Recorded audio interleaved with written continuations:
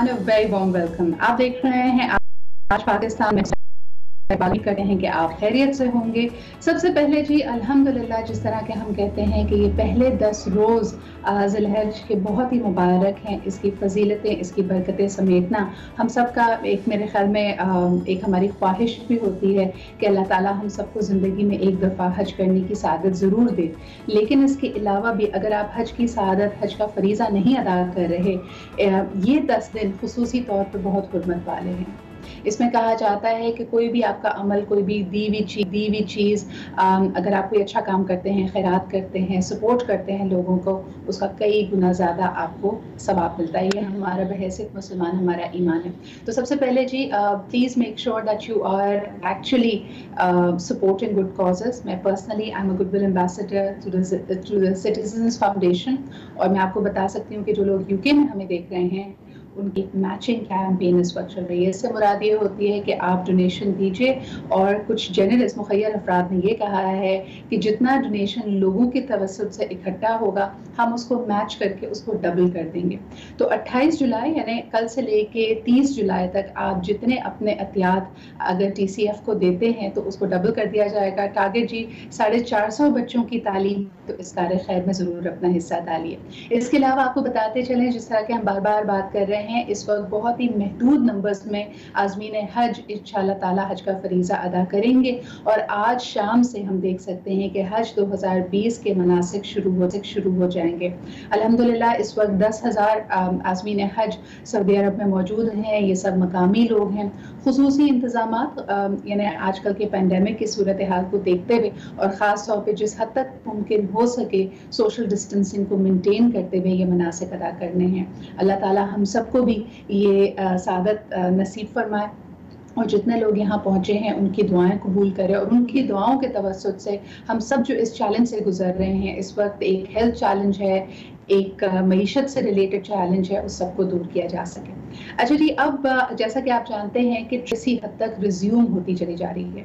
कुछ खास डेस्टिनेशंस हैं जिस पे आप पहुंच सकते हैं, लेकिन जब दो ममालिक के आपसी रवाबत की बात की जाए तो इसमें बायलैटरल रिलेशंस बहुत ज़्यादा फोर फ्रंट पे आए हैं। यानी जो जिस तरह समझना चाहिए कि जो मुल्क आपके लिए अहम है, जिनसे आपके रिलेशनशिप्स बहुत डीप हैं, जहाँ पे ट्रेड की बात की जाए, जहाँ पे और दूसरे चीज़ों में एक दूसरे को सपोर्ट करने की बात की जाए, वहाँ पे हम देखते हैं कि नई इस्तिलाह इंटरनेशनल डिप्लोमेसी में उभर कर सामने आई है। इसको कहते हैं जी एयर बबल डिप्लोमेसी, और इससे मुराद ये है कि कुछ दो ममालिक अब आपसी रवाबत को, आपसी ट्रैवल को रिज्यूम करें, खुसूसन इस पेंडेमिक के ज़माने में, इस बात को तरजीह देते हुए कि हमारा इंटरेस्ट इसी में है कि पीपल टू पीपल कॉरिडोर रहे।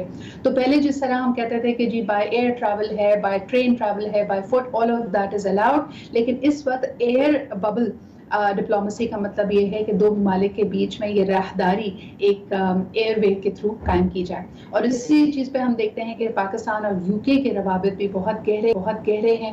ये मेरे ख्याल में एक बहुत ही वाइड कैनवस ऑफ चीज़ों पे एक दूसरे को सपोर्ट करते हैं। और इस वक्त आपको ये जानकर खुशी होगी कि ब्रिटिश एयरवेज की भी जो फ्लाइट्स पाकिस्तान आने और जाने वाली थी वो रिज्यूम कर ली गई हैं। एक दफ़ा फिर आपको बताती चलूँ कि एयर बबल से मुराद क्या होती है। एयर बबल से मुराद है कि दो ममालिक इस बात पे अग्री करें कि एक दूसरे के बीच में जो एयर कॉरिडोर है, जो राहदारी है, फ़िज़ाइया राब्ता है, उसको कमर्शियल फ़्लाइट्स के थ्रू बहाल किया जाए। दोनों ममालिक की एयरलाइंस को ये हैसियत हासिल होगी कि वो आ और जा सकते हैं। देखना है इसमें यह है कि ब्रिटिश एयरवेज़ को तो अलाउ किया गया है, और ये मेरे ख्याल में यूके और पाकिस्तान यानी बरतानिया और पाकिस्तान के रिलेशनशिप के लिए तो बहुत अहम है। और एक बड़ी कसीर तादाद है पाकिस्तानी निजात बरतानवी शहरियों की जो इससे फ़ायदा हासिल करेगी, और ये राब्ता रहना चाहिए। लेकिन इसके साथ साथ देखना यह है कि क्या Pakistani airline, Pakistan international airlines को ये सहूलत मिलती है कि वो यूके अपनी कमर्शियल फ़्लाइट्स लेके जा सकता है या नहीं। That's a big question mark. लेकिन जी प्रोग्राम में आज बहुत हमारे साथ रहिए। एक छोटा सा ब्रेक लेते हैं and will be right back.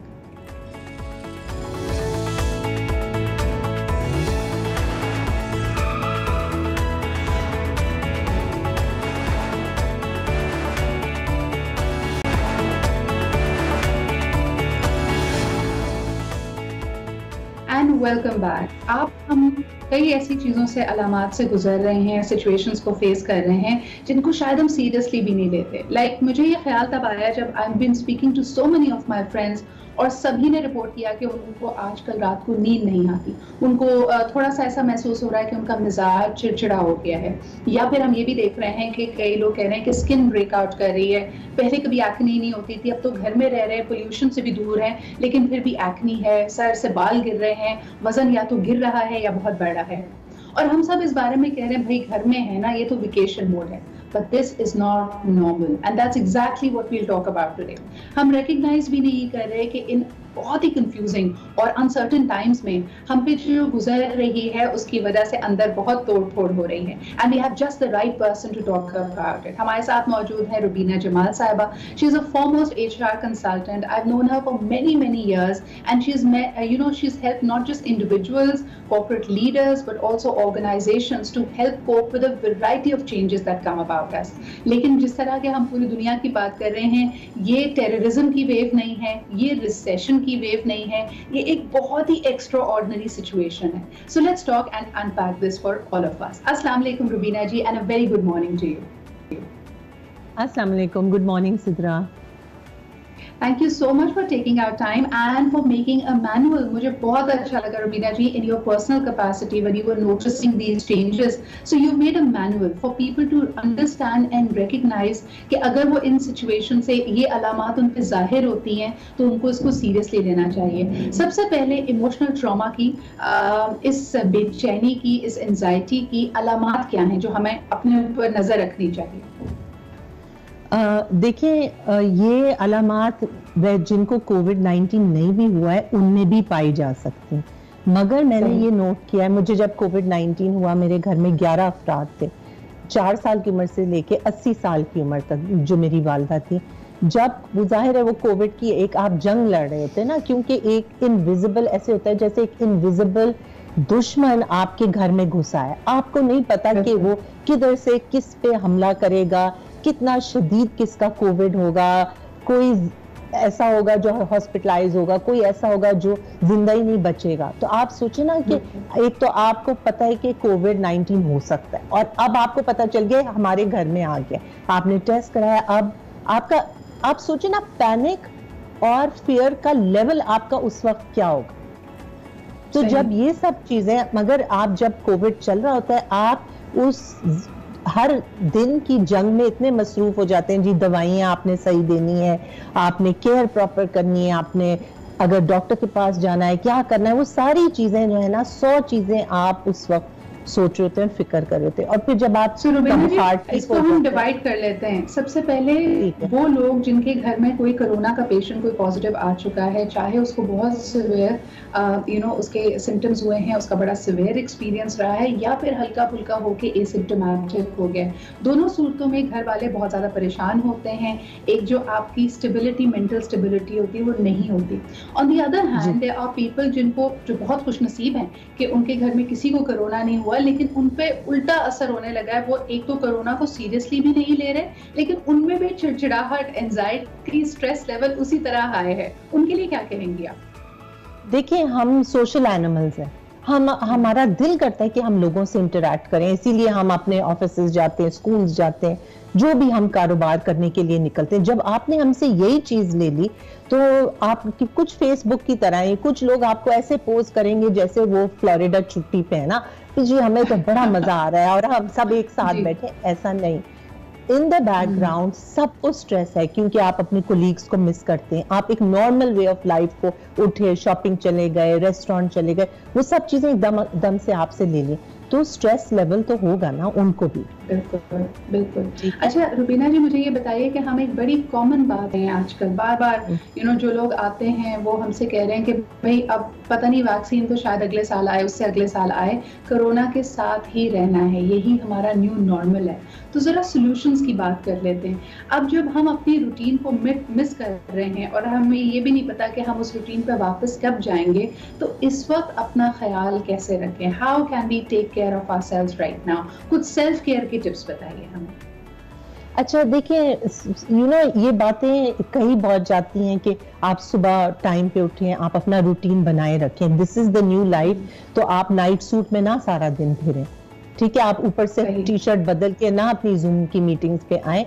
You make it your way of life. एक होता है चेंज और be changed. We have to live with the change and work accordingly. आपको घर के अंदर ही कौन से मशगले जो आप नई चीजें सीख सकते हैं, पेंटिंग सीख सकते हैं, आप साइकिलिंग। अब आप देखेंगे एटलीस्ट लाहौर में तो हम अक्सर रात को ना लोग लड़कियां लड़के साइकिलिंग कर रहे होते हैं बाहर DHA में, बिकॉज सब खुद सन्नाटा होता है, कोई आ जा नहीं रहा है, द स्ट्रीट्स आर सेफर।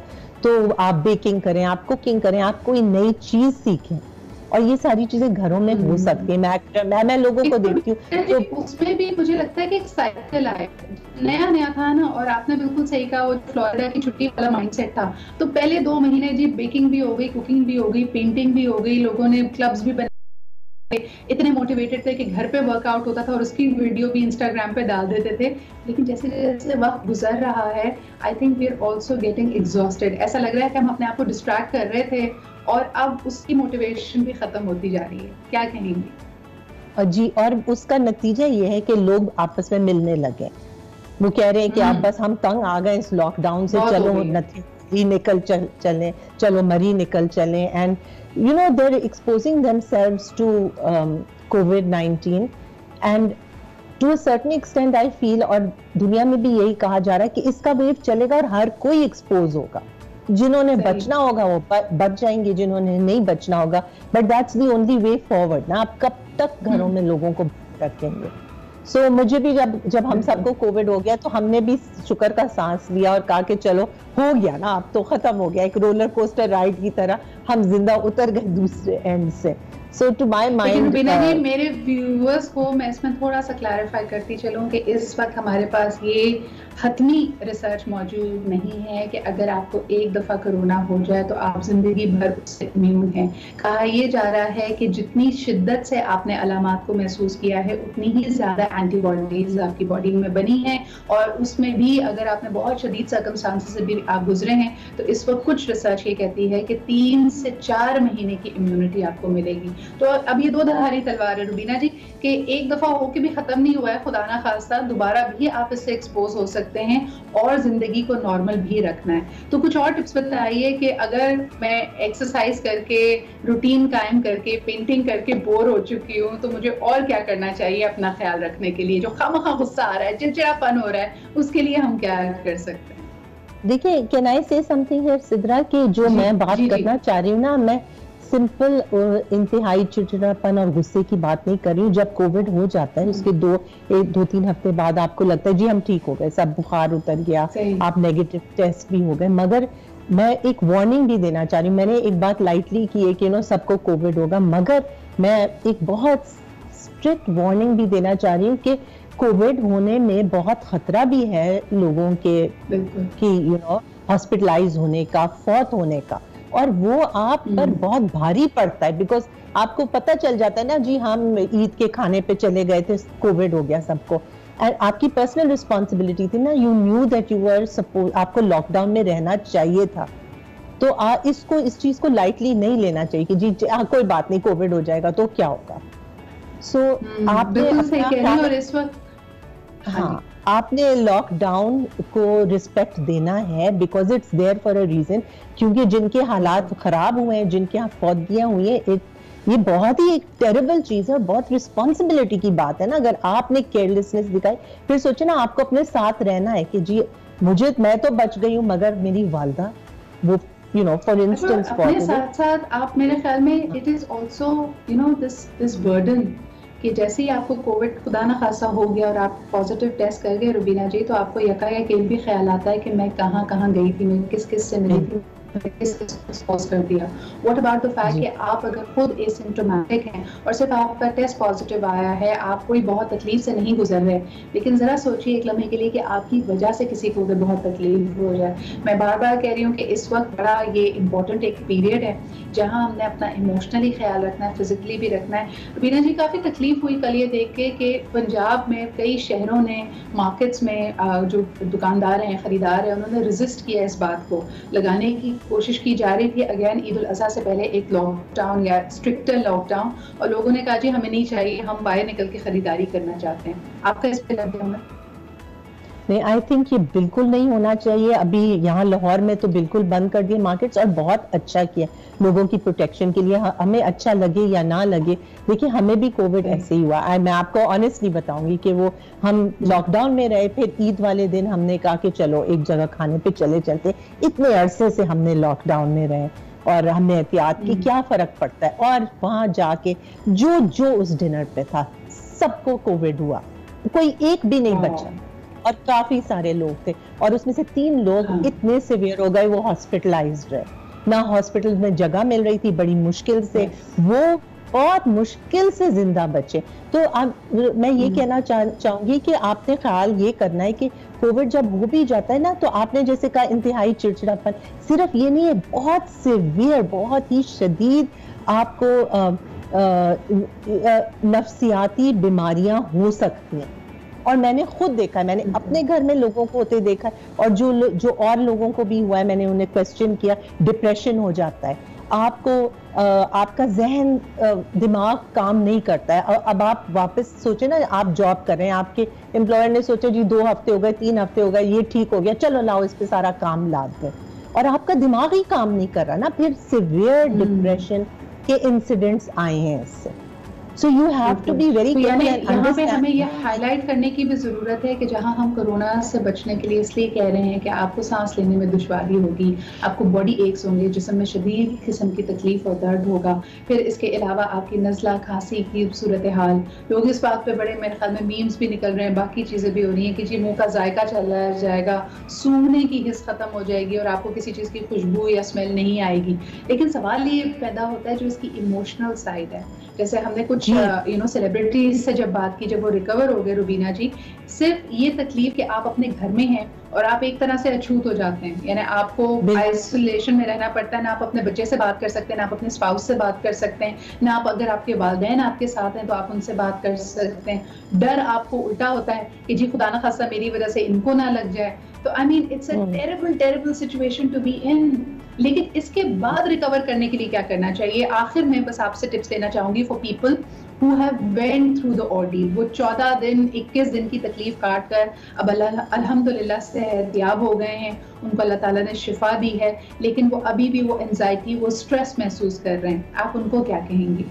देखिए स्ट्रेस में क्या होता है, कुछ जो मैंने चीज़ें देखी जो बहुत इम्पोर्टेंट है, वो लोगों के रवैये में तब्दीली, सिवियर तब्दीली आ जाती है, तो आपने उनको अंडरस्टैंड करना है। जब मेरे घर में हुआ, आप तो देखिए मनफी सोच आ जाती है, नेगेटिव थिंकिंग, आपको हर चीज़ बुरी लगने लगती है, और फिर आप कहते हैं कि जी ये चिड़चिड़ा है और गुस्सा बहुत कर रहा है।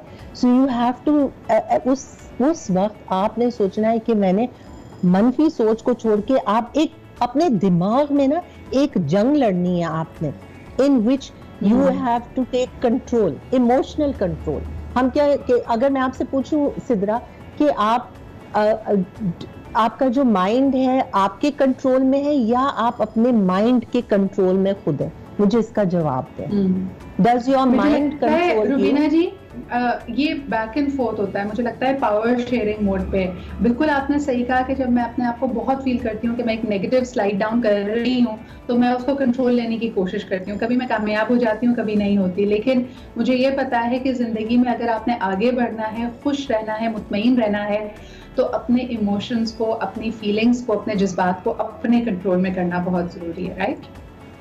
देखिए आप ये बात समझ रही हैं, मगर अक्सर हमारे घरों में लोग ये कंट्रोल छोड़ देते हैं ना। डिप्रेशन हो गया तो जी डिप्रेशन, क्या करें हम, बिस्तर पे पड़ गए, सोते जा रहे हैं, ये चीजें। तो फैमिली वालों को उस वक्त एक दूसरे को हिम्मत दिलानी चाहिए, और यू हैव टू अंडरस्टैंड कि अगर इनके रवैये में, इनके बिहेवियर में कोई चेंज आया है तो उसकी कोविड-19 से लिंक्ड है और उसके स्ट्रेस से लिंक्ड है।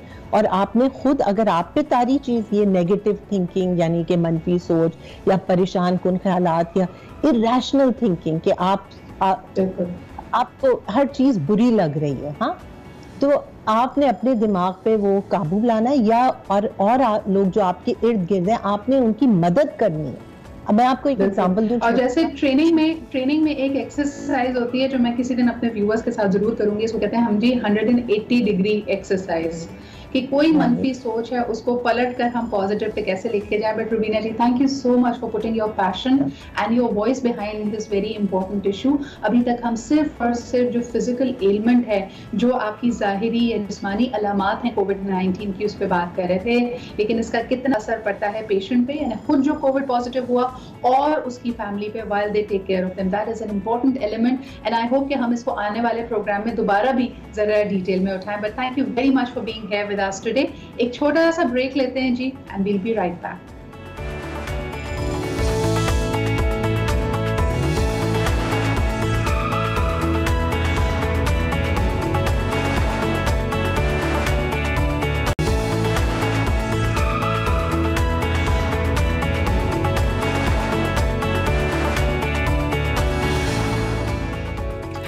Welcome back. आप देख रहे हैं आज पाकिस्तान। अब जरा एक जबरदस्त खबर आपसे शेयर करते हैं। हम बात करना चाहते हैं जी स्टीरियोटाइप्स की। कभी कभार जब साइंस एंड टेक्नोलॉजी की बात की जाती है, हमें खास हुलिया, एक खास खाका बना लेते हैं उन स्टूडेंट्स का जो इसमें और रोबोटिक्स में आगे बढ़ रहे हैं। लेकिन एक दफा फिर मदरसातुल बैतुस्सलाम मदरसे ने के जो स्टूडेंट्स हैं, जिनकी हमने आखिरी दफा आपको खबर सुनाई थी जब उन्हें GIK में ऑल पाकिस्तान का मैदान मार दिया था, लेकिन अब इंटरनेशनली रिप्रेजेंट करने वाले हैं वो वापस की जाके पाकिस्तान को इस जबरदस्त फेस्टिवल में रिप्रेजेंट करने की। हमारे साथ मौजूद हैं इनके स्टूडेंट्स। सबसे पहले जी मेरे साथ शहरियार मौजूद है। शहरियार से गुफ्तगू शुरू करते हैं। अस्सलाम वालेकुम एंड वेलकम टू आज पाकिस्तान।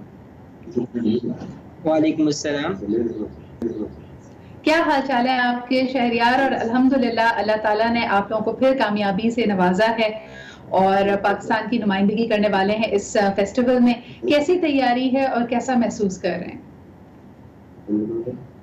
फर्स्ट ऑफ ऑल तो बहुत अच्छा महसूस कर रहा हूँ, और सेकेंडली ये जो हमारी कामयाबियाँ हैं सब कुछ, ये आई वुड लाइक टू से कि ये हमारे इंस्टीट्यूट की वजह से हैं, हमारे टीचर्स की वजह से हैं।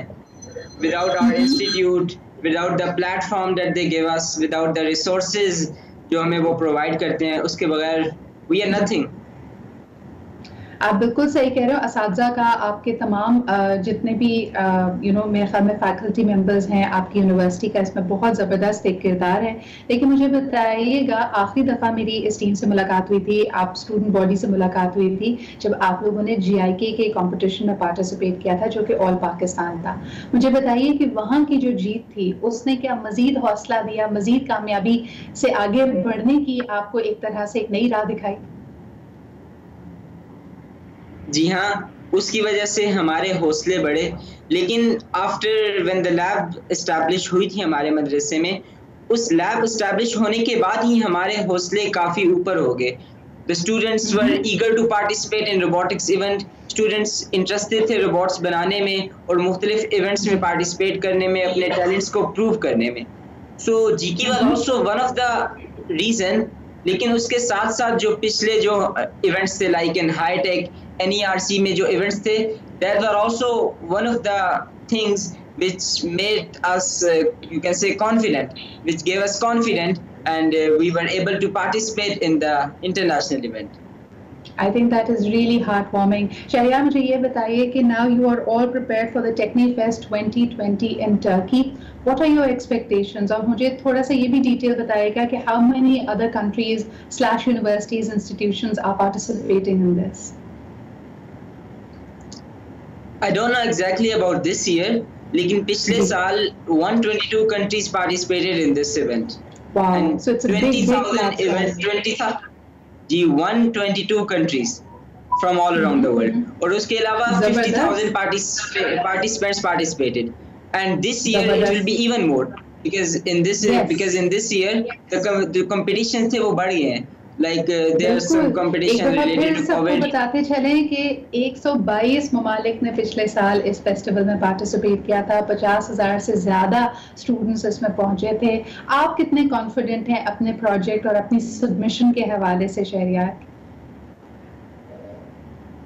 फर्स्ट ऑफ ऑल तो मैं ये बताता चलूं कि जो प्रोजेक्ट डिटेल रिपोर्ट थी विच कंट्रीब्यूट्स 30% ऑफ द टोटल, तो उसमें हमारी first position I. I mean to say we have got the 30%. और 70% जो रह गया है, वी आर वर्किंग हार्ड। मेहनत के बगैर तो कुछ पॉसिबल नहीं है। We are working hard and इंशाल्लाह we are 100% optimistic for this event. We will win it as we have been doing for others. We are so proud of you और मैं आपको हमारी पूरी टीम की तरफ से, पूरे पाकिस्तान की तरफ से कंग्रेचुलेट करना चाहूंगी। इट्स नो स्मॉल फीट कि एक ऐसा प्लेटफॉर्म जहां पे 122 ममालिक से रिप्रेजेंटेशन हो, जब आपने अपनी प्रोजेक्ट सबमिशन की है, जो भी रिपोर्ट का कंपोनेंट है वो तकरीबन 30% है, और उस 30% में सबसे पहले नंबर पे आए हैं बैतुस्सलाम के students, and I think that is wonderful. मुझे ये बताइएगा शहरियार, इस दफा जो टीम पाकिस्तान से और आपके इंस्टीट्यूशन से पार्टिसिपेट करेगी उसमें कितने लोग हैं आप लोग? How big a team are you? The team consists 4 members हैं इस टीम में, टोटल 4 members। ठीक है, और आप लोगों की इंशाअल्लाह ताला रवानगी कब है? आपको खुद जाना होगा या अब ये ऑनलाइन होगा? बिकॉज 2020 में काफी चीजें बदल भी तो रही हैं।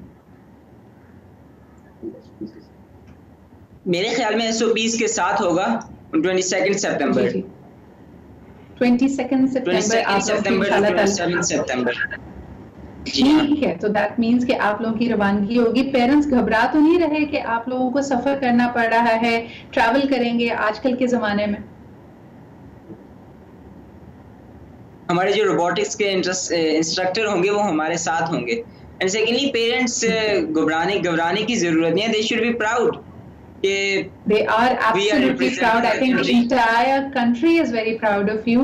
और इंशाल्लाह ताला हम उम्मीद करते हैं कि आप बखैरियत वहाँ जाएंगे, पाकिस्तान का नाम उजागर करेंगे, और जिस तरह के अभी पहले कंपोनेंट में आपकी पहली पोजीशन रही है, इसी तरह ये सबकत बैतुस्सलाम मदरसे के स्टूडेंट्स बनाए रखेंगे। बहुत बहुत शुक्रिया शहरियार हमारे साथ मौजूद होने के लिए। Once again congratulations to you and your entire team, and this goes out to actually breaking stereotypes. तो जो हम लोगों को देख के ही ख्याल बना लेते हैं, सोच लेते हैं कि उनको किस डब्बे में डालना है, उनकी क्या सलाहियत हो सकती है, और उनको परखना हम उनकी इंस्टीट्यूशन के नाम से या उनके हुलिये से करते हैं। I think 2020 should be a fresh new slate for everyone. एक खास नजर से, एक नई नजर से दुनिया को देखिए, and that is the only way forward. इसी के साथ जी लेते हैं हम एक छोटा सा break. Will be right back. Stay with us and keep watching Aaj Pakistan.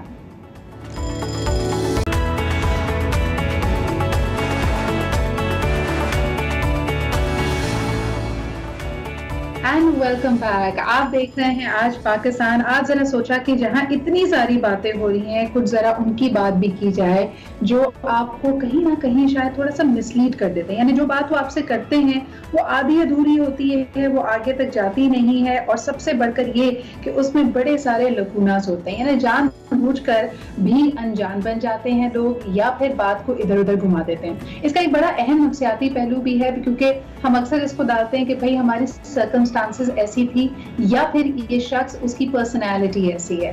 तरबियत और फिर हालात, वही डिबेट जो मेरे ख्याल में हर मौजू के ऊपर आ जाती है। But we have just the right people to discuss it today. हमारे साथ मौजूद हैं माहिर नफ्सियात हैं, आप अक्सर उनको मेरे प्रोग्राम्स में देखते हैं। काफी अरसे के बाद आज तशरीफ लाई हैं। हमारे साथ मौजूद हैं डॉक्टर सोबिया आफ्ताब। अस्सलाम वालेकुम। वालेकुम अस्सलाम। कैसी हैं आप सिद्रा? बिल्कुल ठीक ठाक। Thank you so much for being here Sobia, we have been missing you, so glad to have you on the show. इसके अलावा जी हम जब बात करते हैं हमारी पर्सनल लाइफ की, तो ऑफ कोर्स हमारी प्रोफेशनल लाइफ भी उतनी इंपॉर्टेंट हो जाती है। जो वर्क लाइफ का बैलेंस है वो बड़ा अहम है। तो यही सारे हमारे रवैये, हमारा मिजाज, हमारे बिहेवियर्स हम जब वर्क प्लेस पे इनैक्ट करते हैं तब क्या होता है? इन्वेस्टमेंट आजकल एक नया लफ्ज़ है जो चल रहा है, उसको भी बात करेंगे। हमारे साथ मौजूद है Fakia Imran, who is of course HR consultant par excellence. Thank you so much Fakia for being here with us this morning. Thank you Sidra, always a pleasure.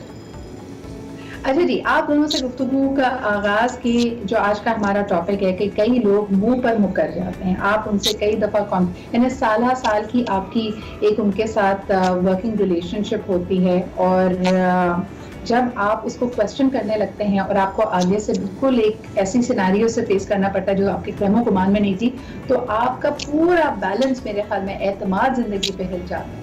और रीज़न इसको लाने की ये थी कि आज मैं थोड़ा सा इसका बैकड्रॉप भी बताऊं कि इस वक्त एक बहुत ही मशहूर प्रोडक्शन हाउस के ऊपर कुछ एक्टर्स ने ये इल्ज़ाम लगाया है कि उनकी जो वाजिबात है उनको क्लियर नहीं किया जा रहा, और उनके पास कोई फर्क नहीं है।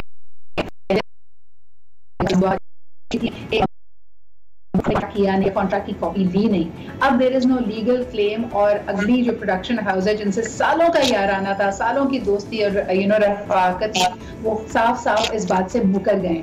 तो क्या कहेंगी सोबिया, ऐसी सिचुएशन में क्या कर सकता है इंसान? देखिए, ऐसी सिचुएशन में हमेशा हम कहते हैं ना कि आपकी जो पर्सनल लाइफ है और प्रोफेशनल लाइफ है वो दोनों अलग अलग होनी चाहिए। तो जहाँ पे भी देखिए पर्सनल और प्रोफेशनल का क्लैश आता है, यानी दोनों कॉन्फ्लिक्ट में जब आती हैं तो वहाँ पे इस तरह की सिचुएशन फेस करनी पड़ती है। तो इसीलिए आपने देखा होगा कि हमेशा से बुजुर्ग कहते आए कि हर चीज़ की डॉक्यूमेंटेशन करें और अपना बिजनेस अलग रखें, अपनी पर्सनल लाइफ अलग रखें। अब ऐसी सिचुएशन में obviously it's very difficult to determine, बहुत मुश्किल है इस चीज़ को समझना और इस चीज़ का अंदाज़ा लगाना कि कौन सी पार्टी सही है कौन सी गलत है। ठीक है, क्योंकि जो क्लेम कर रहे हैं कि उनके ड्यूज रहते हैं, उनके पास भी कोई डॉक्यूमेंट नहीं है, और ऑन द अदर साइड जो है वो भी ऑब्वियसली वेरी रेप्यूटेड जो है वो पर्सनालिटीज हैं and they have a name in the media. तो अब इसमें हम लाइक कैसे डिटरमिन करें कि वो झूठ बोल रहे हैं? ठीक है, तो अब इसके अंदर like situation is very vague कि कहाँ पे until and unless you don't have a conversation कि आप दोनों पार्टीज के साथ करें और फिर आइडेंटिफाई करें कि दोनों की कन्वर्सेशन में कहाँ पे लूप होल्स आ रहे हैं, ताकि हम इस चीज का अंदाजा कर सकें कि हाँ जी एब्सोल्युटली। और इस तरह की कॉन्फ्लिक्ट मैनेजमेंट सिचुएशन बड़ी मुख्तलिफ होती है जब आपके बीच में कोई आर्बिट्रेटर है ही नहीं। पाकिया जी क्या कहेंगी ऐसी सिचुएशन में? Of course investigation is needed, लेकिन कुछ ब्लैंकेट स्टेटमेंट्स के साथ हम चल रहे हैं, कुछ अनफॉर्चुनेट प्रेवलेंट प्रैक्टिसेस हैं। जैसे मिसाल के तौर पे हमारे यहाँ चाहे कितना ही बड़ा सुपरस्टार क्यों ना हो, उसका एक सील वाटर टाइट किस्म का कॉन्ट्रैक्ट नहीं होता, और कॉन्ट्रैक्ट होता भी है तो जो कंपनी है, जो ऑर्गेनाइजेशन है या ब्रांड है, टिल्ट उसकी तरफ होता है, एक वन साइडेड सा कॉन्ट्रैक्ट बनता है। और बड़े से बड़े स्टार के पास आप देखिए, कुछ लोगों में अब तो इतनी आगे आ गई कि वो कॉन्ट्रैक्ट लेते हैं, लेकिन अक्सर जगहों पे टैलेंट अब्यूज हो रहा होता है, मिसयूज हो रहा होता है, इसी तरह की सिचुएशन में पड़ जाता है और फिर लोग बात से मुंह पे मुकर जाते हैं। आप क्या कहेंगी? देखिए, इसमें सिद्रा जो इनहेरेंट जो मेन चीज़ है ना वो ये है कि हम ये उस कॉन्ट्रैक्ट में या उस चीज़ में शुरू में क्यों नहीं पढ़ते। देखिए, आप किसी छोटी सी जॉब में, किसी बड़ी जॉब में, मीडिया में, किसी में भी हैं, there is a certain documentation which is required. जब कभी भी मैं कहीं पे भी कोई शॉर्टकट चाह रही होंगी या थोड़ी सी डिफेंसिव होंगी या मैं कॉन्फिडेंट नहीं हूँ इस अपने स्किल के ऊपर, या किसी भी मुझे वो काम कराना है, जल्दी में कराना है, या ठीक है, या वहाँ का कल्चर ही वैसा है, तो ये मैं फिर उसी प्रोसेस के साथ चलती रहूँगी। बाज़ वक़्त सिर्फ ये कल्चर वाला भी एक एलिमेंट होता है कि आप सीधा करना चाह रहे हैं, आप जाते हैं, आप जाके कहें कि जी मुझे डॉक्यूमेंट दें, बट वो आगे से हैरान होंगे कि जी यहाँ तो आज तक कभी किसी ने इस किस्म की चीज़ नहीं की है। देखिए, अब ये हाँ जी, किसी ने आज तक मांगा ही नहीं है डॉक्यूमेंट, मांगा ही नहीं है, ऐसी कोई बात की नहीं है। आपको डाउट करना शुरू कर देते हैं कि शायद मैं एक डेफिसिट क्रिएट कर रहा हूँ, वो वाली चीज है। अब यहाँ पे दो एंगल है इसको देखने के। एक तो ये कि इस किस्म की सिचुएशन में कैसे लैंड ही ना किया जाए, शुरू में क्या किया जाए कि आप कभी इस किस्म की सिचुएशन में डले ना।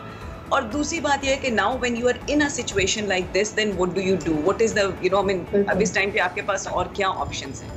देखिए, जैसे कि सॉरी सिद्रा, आप कुछ कह रहे हैं? नहीं, मैं आपकी बात को रिपीट कर रही थी। आप बिल्कुल सही कह रही हैं फाकिया जी कि ऑप्शंस क्या रह जाते हैं, ये मालूम करना बहुत अहम है, क्योंकि इस दोराहे से आगे कैसे जाएं और ये बड़ा इम्पोर्टेंट है। बिल्कुल। देखिए, अब देयर इज कोई भी कॉन्फ्लिक्ट किसी भी जगह पे होता है ना, अब उसके दो तरह से वो हैंडल हो सकता है। एक तो ये है कि आप उसको पर्सनल लेवल पे बैठ के डायलॉग के साथ, by understanding each other, coming to a mutual term of agreement, आप उसको हैंडल कर सकते हैं। ठीक है, ये एक तरीका है जो कि आइडियल तरीका होना चाहिए, लेकिन बाज़ औक़ात हम इस किस्म की सिचुएशन में पड़ जाते हैं कि वो जो पर्सनल डायलॉग है वो नहीं पॉसिबल होता। फिर उसके बाद वही चीज़ है जैसे आपने भी बात की, then there has to be a mediator. अगर मीडिएटर नहीं है तो वो कॉन्फ्लिक्ट जो है वो आगे से आगे बढ़ता ही जाएगा। अब आप अच्छा फाकिया जी, ये आपने दोनों बड़ी अहम बातें बताई और ये प्रोफेशनल लाइफ में अप्लाई होती हैं। यानी कोई भी लेन देन का मामला है, किराएदार मालिक का मामला है, आपने अपने बच्चे को स्कूल में भर्ती कराया, वहां पे कोई इस तरह की मिसअंडरस्टैंडिंग हो गई है, हो सकता है। लेकिन अब जरा पर्सनल रिलेशनशिप्स में आ जाते हैं जहां ये बातें ज्यादा तकलीफ देती हैं। मिसाल के तौर पे सोबिया जी, आपने कोई बड़ी इन्वेस्टमेंट करने का सोचा, किसी ने कोई घर खरीदना था या अपनी बेटी की शादी करनी थी और वो आस लगाए बैठे हैं। लोग अक्सर ऐसे करते हैं कि अपने आपसी रवाबित को थोड़ा कुरेदते हैं, उन पे इन्हिसार करते हैं और कहते हैं कि जी अब ये मेरी एक बड़ा खर्चे का, बड़ा एक्सपेंडिचर का तो चाचा मामू जो भी आपके क्लोजेस्ट रिश्तेदार हैं उनसे आप पहले ही फीलर दे देते हैं कि मुझे थोड़ी सी फाइनेंशियल हेल्प की जरूरत होगी। अक्सर लोग मुरव्वत में या फिर किसी और वजह से प्रॉमिस तो कर लेते हैं लेकिन फिर एन वक्त पे मुकर जाते हैं, जिससे ना सिर्फ वो रिलेशनशिप खराब होता है लेकिन वो इंसान एक बहुत बड़ी मुश्किल में भी फंस जाता है क्योंकि शायद वो किसी और पे तकिया करके आगे कमिटमेंट करता है। ऐसी सूरत हाल में क्या करना चाहिए? क्योंकि आप ये तो किसी की मर्जी है, आप उस पर कोई जोर जबरदस्ती नहीं कर सकते, आप उसको मजीद प्रेशराइज नहीं कर सकते। ये तो एक खुलूस की बात थी और अब वो बंदा मुकर गया है। ऐसी सिचुएशंस को कैसे अवॉइड करें? देखिए, ऐसे सिचुएशन के लिए सिद्रा मैं ये कहूँगी कि हम जैसे बहुत आपने जो कहा ये एग्जांपल्स बहुत देखने में आती हैं और ऐसे सिचुएशन में यानी आप जिस बंदे के ऊपर रिलाई कर रहे हैं आपका उसके साथ एक लॉन्ग टर्म रिलेशनशिप है, लेन देन पहली दफा नहीं हो रहा ना, पहले भी होता आया है। तो आपके एक्सपीरियंसेस कहीं ना कहीं वो हम कहते हैं ना रेड फ्लैग्स नजर आ रहे होते हैं हमें, लेकिन हमारी वो एक हैबिट है ना कि नहीं उसने कमिट कर दिया तो दे देगा, हाँ पहले नहीं दिया अब दे देगा। तो हमें यानी यहाँ मैं कहूँगी कि उन रेड फ्लैग्स को इग्नोर मत कीजिए। आपके पहले एक्सपीरियंसेस यानी मैं रिलाई किस पे कर रही हूँ, मैं उस शख्स पे करूँगी ना जिसने मुझे कहीं पास्ट में भी किसी मुश्किल वक्त में मेरी हेल्प की होगी या जब मुझे ज़रूरत पड़ी होगी या मेरे इर्द गिर्द के सर्कल में किसी को हेल्प आउट किया होगा।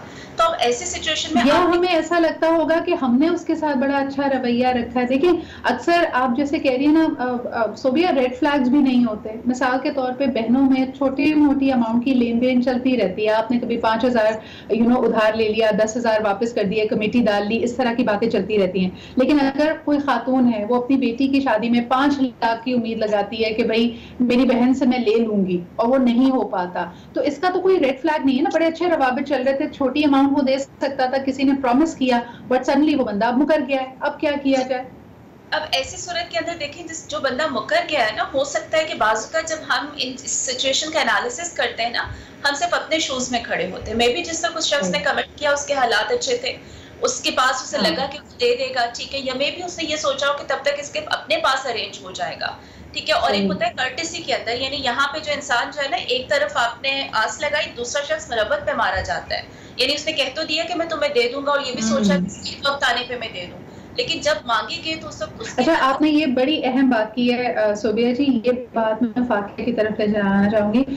फाकिया, कई दफा मिसअंडरस्टैंडिंग हमारे अल्फाज के इंतखाब से भी तो होती है। जो शख्स ये समझ रहा है कि ये फलानी पार्टी मुंह पे मुकर गई है, वो एक्चुअली अगर आप दूसरे की बात सुने तो कहे मैंने तो कभी कमिट किया ही नहीं था, मैंने तो वक्त बाय किया था, मैंने कहा था मैं सोच कर बताती हूँ या चलो देखते हैं क्या होगा। एक पार्टी की अंडरस्टैंडिंग ये हो जाती है कि नहीं इसने मुझसे कमिटमेंट कर ली है, अब ये बात तय हो गई है, लेकिन दूसरी पार्टी कहती है कि ये तो कभी अंडरस्टैंडिंग डेवलप ही नहीं हुई थी, मैंने तो कहा था लेट्स सी, कमिटमेंट तो कोई नहीं थी। आप क्या कहेंगे? देखिए सिद्रा, ये बड़ी अच्छी आपने बात की है। और देखिए हमारे में ना एक ह्यूमनली एक चीज़ हमारे सिस्टम में चलती है, मैं सुनना वो चाहती हूँ जो मुझे पसंद है। जो आपकी बात मेरे हिसाब से चल रही है ना, वो मुझे बहुत अच्छी तरह समझ आती है। जो आपकी बात मेरे हिसाब से नहीं चल रही, या तो मैं उसको अपने हिसाब से करने की कोशिश करके वैसे समझूंगी या मैं उसको इग्नोर कर दूंगी, ठीक है ना। तो यहाँ पे कई दफ़ा आपने देखे वर्क प्लेस पे भी और घर में भी ये चीज़ बहुत दफ़ा होती है कि आप कुछ कह रही हैं लेकिन समझ मुझे कुछ आ रहा है, मैं अपने हिसाब से जो है उसके मीनिंग ले रही हूँ।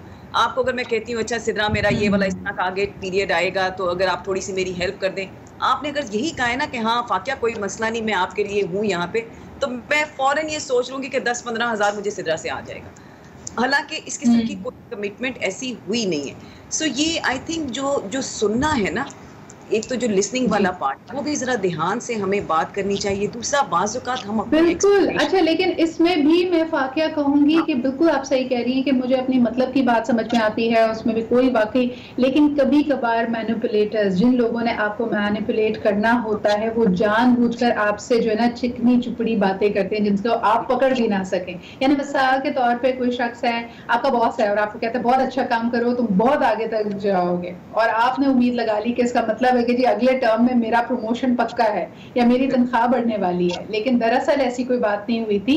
और कई लोग आपको मैनिपुलेट करने के लिए भी इस तरह के छोटे छोटे, जिसको कहते हैं ना ब्रेड क्रम्स, या थोड़ा सा जो दाना डालते हैं आपको। इस पे जरा बात करते हैं एक छोटे से ब्रेक के बाद।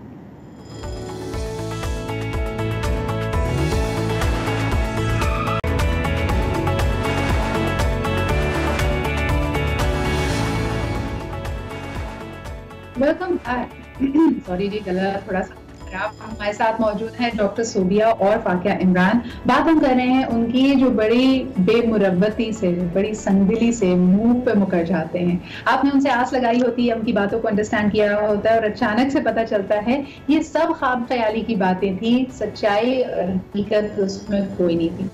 हम ब्रेक पे जाने से बात कर रहे थे पहले कि अपने आप को ऐसी सिचुएशन से बचाने के लिए अगर कोई प्रोफेशनल लेन देन का मामला है, कोई लिखत पढ़त उसमें जरूर होनी चाहिए। डॉक्यूमेंटेशन इज अ मस्ट, उसको इग्नोर कभी नहीं करना चाहिए। और ये मैं विद इन ऑर्गेनाइजेशन भी लोगों को कहती हूँ। कई दफा ऐसी सिचुएशंस में भी मैंने प्रोफेशनल्स को फंसते हुए देखा है जब उनका ख्याल था कि इनफॉर्मली एक टेक्स्ट के जरिए या जबानी हमारे बॉस ने हमें कुछ करने को कहा था, हमने जब वो काम किया कुछ उसका उल्टा नतीजा निकल आया या किसी प्रॉब्लम में फंस गए या हमें पता नहीं था, लाइल्मी में कोई गबन हो गया, कोई और चीज हो गई, तो पता ये चला कि बॉस मुंह पे साफ मुंह कर गया कि मैंने तो ऐसी कोई इंस्ट्रक्शंस दी नहीं थी। तो आपके पास हर चीज का एक रिकॉर्ड होना चाहिए।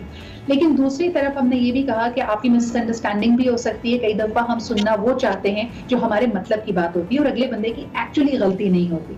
लेकिन फिर तीसरा सिनेरियो इसमें ये भी बनता है कि कोई जानबूझकर आपको मिसलीड कर रहा हो, ऐसी बातें कर रहा हो जो आप बात पकड़ भी ना सकें, लेकिन आपका जो ख्याल है वो और पुख्ता होता चला जा रहा है कि इससे मुराद इनकी ये है। फाकिया जी, कैसे, how can we keep a look out on the fact कि ये बंदा मुझे मैनिपुलेट कर रहा है, इसकी बात में वजन नहीं है, ये जानबूझ के बात को घुमा रहा है, क्या करना चाहिए? देखिए, एक तो सबसे बड़ी बात है कि कुछ लोगों का ना तो मैन्युफैक्चरिंग फॉल्ट होता है, जिस तरह आप कहते हैं ना, लाइक नीयत की खराबी है। अगर मेरी नीयत में खराबी है ना तो मैं मैनिपुलेट करूंगी। और आई डोंट नो सिद्रा, मैं इसमें सही हूँ या गलत हूँ, लेकिन मैंने अभी तक जितना एक्सपीरियंस किया है, जो बंदा सच्ची और सही बात कर रहा होता है उसकी बात बड़ी सीधी और स्ट्रेट होती है, और जिसने मैनिपुलेट करना है ना उसको पता है कि उसने घेरना है। That's like a hunter's approach. So वो हमेशा डिस्क्रीट भी होगा और उसके पास जिसको आप कहना ट्रिक्स भी ज्यादा होंगी। सो यहाँ पे आप कहें कि हम उनको ऑलरेडी जज कर लें या इस किस्म की चीजें कर लें, तो फिर आप उस माइंडसेट में जाएंगे जहाँ आप हर वक्त हर एक को शक की निगाह से देख रहे हैं, तो वो भी सही नहीं है। ठीक है ना? हाँ, ये जरूर किया जा सकता है कि अगर कोई कमिटमेंट है, जैसे अगर आपकी और मेरी बात हो रही है और आप कह रही हैं कि ओके फाकिया, बड़ा ज़बरदस्त आपने परफॉर्म किया है, सो क्लैरिटी जो है ना कम्युनिकेशन के अंदर, चाहे वो पर्सनल है चाहे वो प्रोफेशनल है, उसमें जितनी क्लैरिटी होगी उतनी ज़िंदगी आसान होगी, या उसमें आप कह लें उतना एरर का मार्जिन जो है ना वो कम होगा।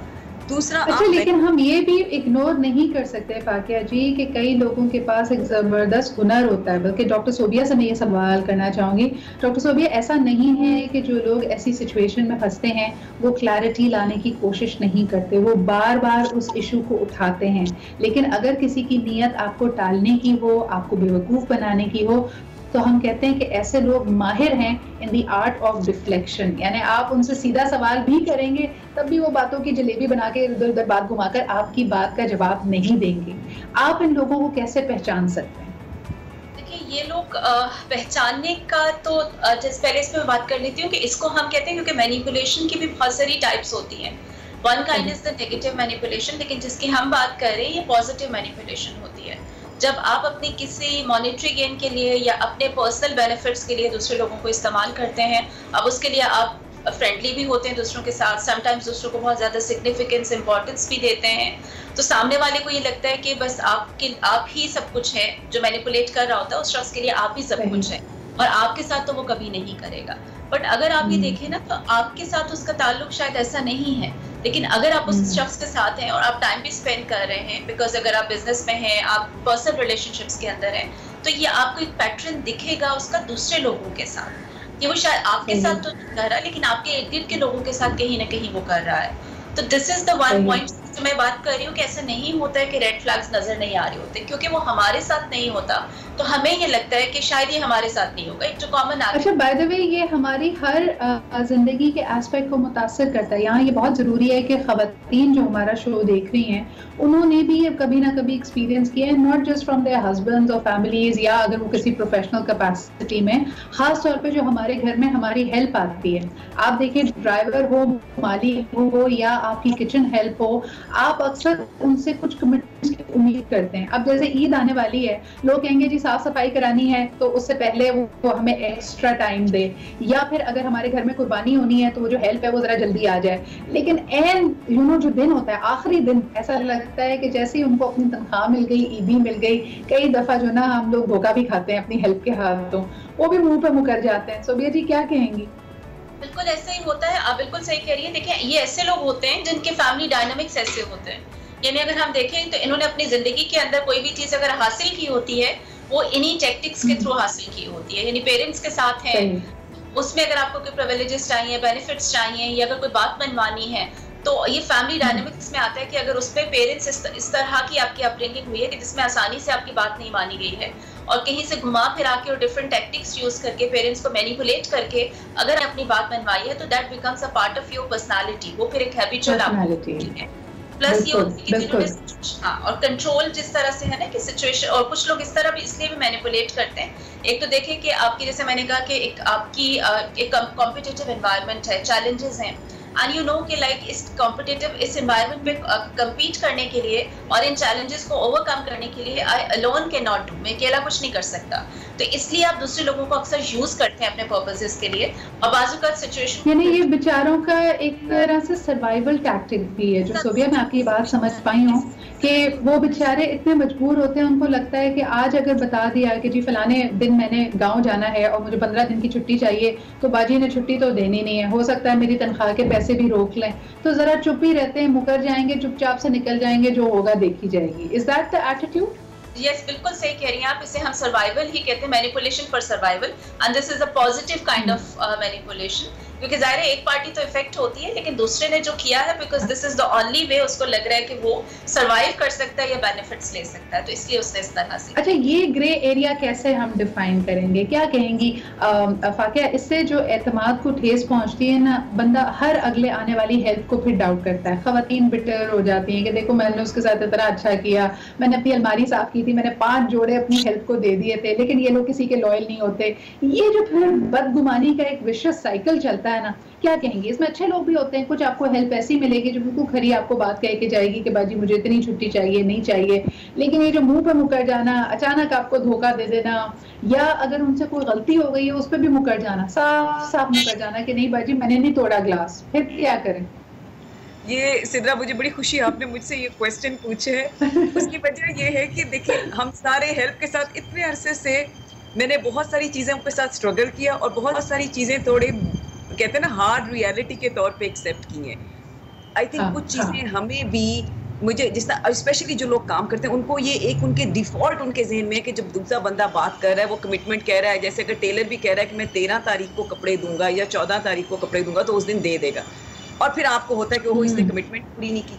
आई think we need to understand, हमें भी थोड़ा सा एक्सेप्ट कर लेना चाहिए कि उनके सर्कमस्टांसिस कैसे हैं, वो किस कल्चर से आ रहे हैं, उनकी अंडरस्टैंडिंग ऑफ चीज़ों की जो है वो थोड़ी डिफरेंट है। सो वो अगर कह रहे हैं कि जी हम बिल्कुल, कई दफ़ा हुआ है कि जी हाँ जी आप 4 दफ़ा पूछेंगे अच्छा तुम कल आ जाओगी, हाँ जी मैं कल आ जाऊँगी, और फिर वो नहीं आएंगे। अब आपके पास चॉइसेस क्या हैं?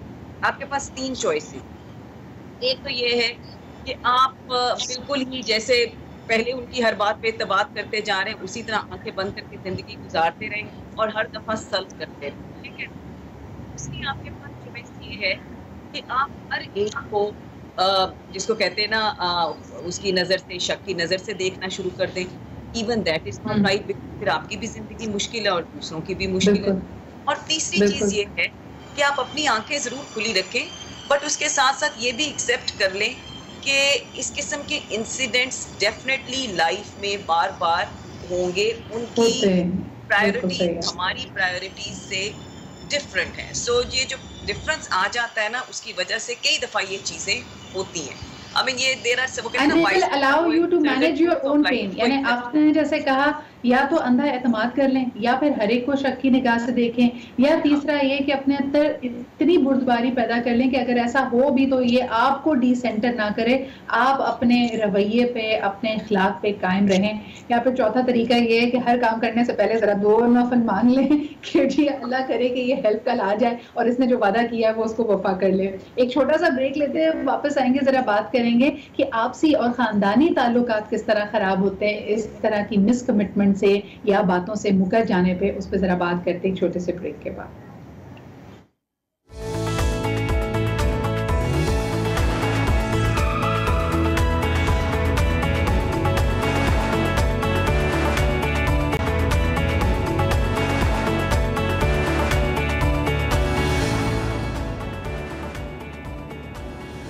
Welcome back. आप देख रहे हैं आज पाकिस्तान। बात हम कर रहे हैं मुंह पे मुकर जाने से क्या दिल पे छुरियां चलती हैं, और उसके मुख्तलिफ हमने एलिमेंट्स कवर किए।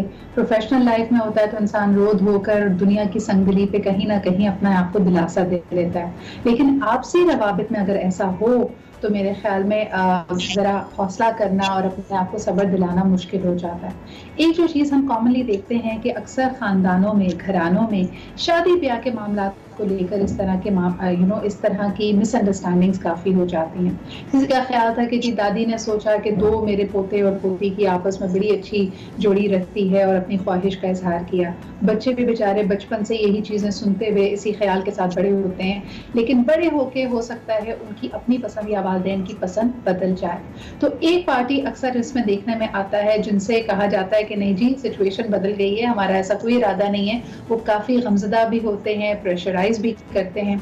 सवाल ये पैदा होता है कि इस तरह की सिचुएशन में अगर कोई मुकर भी रहा है तो आप उसको इस तरह क्यों नहीं देख पाते कि वो दरअसल अपना सच बयान कर रहा है। He is telling you very clearly कि वो ये काम नहीं करना चाहता, और बजाय इसके कि उसके हाथ को मरोड़ कर उस पर फैमिली का प्रेशर डलवा कर उससे बात मनवाई जाए, हम उसको एक्सेप्ट क्यों नहीं करते। सो भी यहाँ पे आपके पास आना चाहूंगी, ये भी तो हमारी हमारी ईगो है ना, कि अगला बंदा अगर चलें जी एक बात बड़े अरसे से चल भी रही थी, आज उसका सच तब्दील हो गया है, हम क्यों उसको अपने हिसाब से मोड़ना चाहते हैं। देखिए अगर हम यहाँ पे आप जो मैं सवाल आपका समझ रही हूँ कि बेसिकली आप ये कह रहे हैं कि एक शख्स जो, यानी एक तो है कि जो मैनिपुलेट कर रहा है, ठीक है, वो भी गलत कर रहा है, और जो दूसरा जो मैनिपुलेट हो रहा है। देखिए हमेशा ही हमें एक चीज समझने की जरूरत है कि जो मैनिपुलेटर्स होते हैं ना, वो they are very like observant होते हैं। जिसको वो मैनिपुलेट, यानी जो विक्टिम होता है ना, उनकी कुछ वीकनेसेस होती है, ठीक है, और वो मैनिपुलेटर उन वीकनेसेस को आइडेंटिफाई कर लेता है और उन्हीं वीकनेसेस को वो यूटिलाइज करता है, उन्हीं को यूज करता है वो अपने सेल्फ सेंटर्ड इंटरेस्ट को, अपने पर्पसेस को फुलफिल करने के लिए। वो चाहे फैमिली रिलेशंस में हो, चाहे वो सोशल रिलेशंस में हो, या चाहे वो बिजनेस रिलेशंस में हो। तो यानी उनके सेल्फ एजेंडास, जैसे आपने यहाँ एक मिसाल दी कि जो घर की दादी हैं या कोई भी अगर कोई घर का बड़ा है और वो चाह रहा है कि पोता पोती की जो है वो हो जाए, तो ये उनका सेल्फ सेंटर्ड एजेंडा है। एंड इसका मतलब है कि उन्हें अपने बेटा, बेटी, बहू या जो उनकी जो उनके इर्द लोग हैं जिन्हें वो मैनिपुलेट कर रहे हैं, उनकी वीकनेसेस को उनको पता है। उन्हें पता है कि इमोशनली मैनिपुलेट करके या थोड़ा सा प्रेशर डाल के उनको जो है अपना, उनसे ये बात मनवाई जा सकती है। तो यहाँ पे दे हैव टू अंडरस्टैंड कि अब सबसे पहले तो आपको अपनी बाउंड्री सेट करनी है। यानी हमें प्रॉब्लम क्या होती है, हमें अपने राइट्स का पता नहीं होता, हमें ये पता नहीं होता कि हम नो कह सकते हैं, हमें तो ये लेकिन आपको नहीं लगता, आप बात बिल्कुल सही कह रही, थोड़ा सा मैं इंटरजेक्ट करना चाहूंगी कि आमतौर पे हम अगले पे लेबल लगा देते हैं कि ये मैनिपुलेट कर रहा है, या देखो जब तक मतलब था इस बात को उसने खरी तौर पे वाज़ेह नहीं किया, लेकिन अब इसका बिल्कुल ही इरादा बदल गया। मेरा सवाल आपसे ये है कि जो मुद्दई है, यानी जो ये आपसे बात कह रहा है कि मुझसे जो बात की गई उससे मुकर गया, हम वो उसके लिए बड़ा आसान है कि वो दूसरे पे ब्लेम डाल दे कि फलाना शख्स बदल गया। लेकिन Fakia ji, what I am trying to bring the focus back at is कि हमारा भी तो कसूर हो सकता है ना अंडरस्टैंडिंग का, या हम अपनी चीज पे इतने अड़ गए, हम भी तो रिजिड हो रहे हैं कि अगले की बात को एक्सेप्ट ही नहीं कर रहे। चले उसका प्रोरोगेटिव है ना, वो भुखरा भी अगर आज उसका इरादा बदल गया, आज उसकी सिचुएशन बदल गई है, लेकिन हम जिस चीज पे अड़ जाते हैं कि ऐसे नहीं ऐसे होना है, उसमें हम जी दिल भी टूटा हुआ है, उसकी बुराई भी कर रहे हैं, एंग्री भी हैं, रिजेंटफुल भी हैं, उसको कैसे बदलें? ये सिद्रा देखिए बड़ी इंटरेस्टिंग, आपने बड़ी अच्छी बात की, स्पेशली जो रिश्तों वाले के एग्जांपल लेके आपने कहा ना। अब देखिए इसमें दूसरे की इंटेंशन हरगिज मैनिपुलेट करने की नहीं है, रियलिटी बदल जाती है, वक्त बदल जाता है, उसके साथ बहुत सारी चीजें बदलती हैं। तो हो सकता है कि शुरू में एक इंटरेस्ट था, और ये बहुत सारी फैमिलीज में ये चीज होती है, और जब बच्चे बड़े हो रहे हैं मे बी बच्चों की अपनी रियलिटी बदल गई। ऐसे इंसिडेंट्स देखिए जिंदगी में, आप कभी भी कहें कि मैं हर किस्म के ऐसे इंसिडेंट्स मेरे साथ, मुझे ऐसे टूल्स बताएं कि कभी हो ही ना, तो वो पॉसिबल नहीं है। हाँ, ये जो आप अपनी बात कह रहे हैं ना कि अगर इस किस्म की चीज हो जाती है तो उसका ट्रीटमेंट क्या है, इसमें एक तो सबसे बड़ी बात, जैसे सिद्रा आपने अभी की, कि हमारी अपनी ईगो भी एट प्ले होती है। ठीक है, हमें कई दफा चीज समझ आ भी रही होती है, मुझे ये भी समझ आ रही है कि सिद्रा ने ये बात ऐसे क्यों की, मैं इससे एग्री भी कर रही, लेकिन मैं इसको ओपनली एक्सेप्ट नहीं करना चाहती, because in that way my ego जो है ना, that will be compromise. So you very right over here. So एक ये देखना कि जी आप सिचुएशन को, अगर कोई इस तरह से मुकरने का लफ्ज कह रहे हैं, या हो सकता है किसी और वजह से वो बंदा अब अपनी कमिटमेंट नहीं रख रहा, तो एक दफा एक थोड़ा सा बेनिफिट ऑफ डाउट भी दें अपने आप को भी और दूसरे को भी, एंड फ्लेक्सिबिलिटी थोड़ी सी जरूर रखनी जरूरी है। बिकॉज अगर हम हर रिलेशनशिप में ये कहेंगे कि जो एक दफा बात कह दी है वो पत्थर पे लकीर बन के रह गई है, तो दैट इज रिजिडिटी। उसका अच्छा, इसमें थोड़ा सा फैमिलीज को भी माइनस करके, दो लोगों के, बिकॉज हमारा मकसद है कि लोगों में आगे ही हो, उनको ये टूल्स और स्ट्रैटेजी अपनी जिंदगी को बेहतर करने के लिए मिले। तो फाकिया जी, दो लोगों के दरमियान की कमिटमेंट, चलें इस वक्त भूल जाएं कि फैमिलीज और फैमिलीज का प्रेशर नहीं भी है, दो लोग एक दूसरे को पसंद करते हैं, इंटरेस्ट है, अंडरस्टैंडिंग है, अक्सर उसमें भी देखा जाता है कि चाहे लड़का हो या लड़की, उसकी कहीं ना कहीं कुछ लोगों की ग्रीवियंस आती है जब वो रिलेशनशिप खत्म होती है कि भाई मेरे साथ मिस कमिटमेंट की गई है, मुझसे ये कहा गया था, इवेंचुअली शादी होनी थी, घर वालों को मिलवाना था, तुमने रिश्ता भेजना था, वो नहीं हुआ। तो क्या इसमें भी हम इन डायनामिक्स को दोबारा अंडरस्टैंड कर सकते हैं कि हो सकता है अगला बदला मुकरा नहीं है, उसकी रियलिटी बदल गई है, फिर आप क्या कहेंगे? बिल्कुल वही वाली चीज़ है, दोनों चीज़ें हो सकती हैं। एक तो ये है कि उसमें भी शुरू से एक चीज़ ये भी हो सकती है कि नीयत का फ़र्क शुरू से था और इस तरह आपको लगा कि आपका एडवांटेज लिया गया, ये भी एक सिचुएशन हो सकती है, कोई हार्ड एंड फास्ट रूल। लेकिन इसके साथ साथ ये भी बहुत ज़रूरी है कि बाज़ औक़ात सिचुएशन बदल जाती है, दूसरा बंदा आपको धोखा नहीं देना चाहता या मुकरना नहीं चाहता, लेकिन उसकी जो रियलिटी है, उसकी जो सिचुएशन है वो बदल गई है। अब यहाँ पे सोचने की चीज़ जो है वो ये है कि मेरे लिए रिस्पॉन्ड क्या करने का क्या क्या ऑप्शंस हैं और उनसे मुझे और बाकियों को क्या इम्पैक्ट होगा। देखिए वो बात है गिव एंड गेट वाली। अगर जिंदगी में रिजेंटमेंट की, आई डोंट नो, मैंने तो पर्सनल एक्सपीरियंस से जो एक चीज़ सीखी है सिद्रा, ये बिल्कुल ऐसे जैसे एक अलमारी है और उसमें आप कपड़े ऐड करते जा रहे हैं और उसकी सफाई नहीं कर रहे हैं, तो वो फिर बिल्कुल जो है ना, जिसको कहते हैं स्पिल ओवर, या उबलना शुरू हो जाएगी।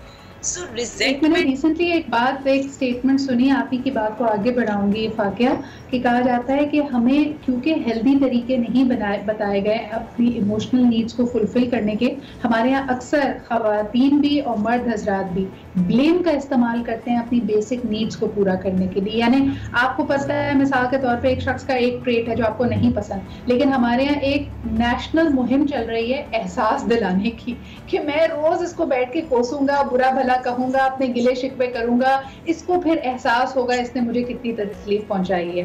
ये जो ब्लेम का साइकिल है ना, ये सिर्फ और सिर्फ आपको तकलीफ दे रहा है, इससे अगले बंदे को भी तकलीफ हो रही है, लेकिन आपको ज्यादा हो रही है। बहुत शुक्रिया फाकिया हमारे साथ मौजूद होने के लिए। I wish I had more time. मुझे सोबिया से पूछना था कि इस ब्लेम के विशियस साइकिल से कैसे निकले, मगर इंशाअल्लाह ताला let's save that for another show. Thank you so much doctor Sobia Aftab and Fakia for being here with us. वक्त हमारे पास कम था, इंशाअल्लाह ताला आप सबसे कल मुलाकात होगी। अपना ख्याल रखें, खुदा हाफिज।